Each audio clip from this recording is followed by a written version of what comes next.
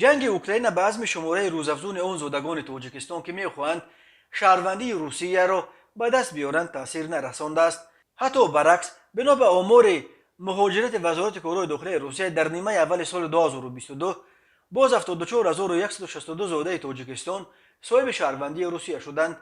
یعنی به حساب میانه در نیمه اول سال جاری هر روز 410 زاده تاجیکستان شناسنامه خاکسترنگ تاجیکش را با پاسپورت سرخ با عقاب دو سره روسیه عوض کرده است. برای مقایسه نیمه اول سال 2021 به حساب میانه هر روز 241 تاجیکستانی و در عموم در سال گذشته هر روز به حساب میانه 288 تاجیکستانی شهروندی روسیه شده بود. همچنین برای مقایسه در نیمه اول سال 2021 44000 زاده تاجیکستان و در نیمه اول سال 2020 امگی 31000 تاجیکستانی شهروندی روسیه را به دست آورده بود. یعنی شماره اون تاجیکستانی هایی که در نیمه اول سال 2022 شهروند روسیه شدند نظر به همین دوره سال 2021 بیش از 40% یا 30000 نفر در مقایسه با نیمه اول سال 2020 قریب 2.5 مرتبه بیشتر شده است. تاجیکستان در چمپیونات شهروندی روسیه در بین کشورهای دنیا و اسنگ بعد از اوکراین در جای دوم قرار داشته، در بین کشورهای آسیای مرکزی در جای یکم است. در نیمه اول سال جاری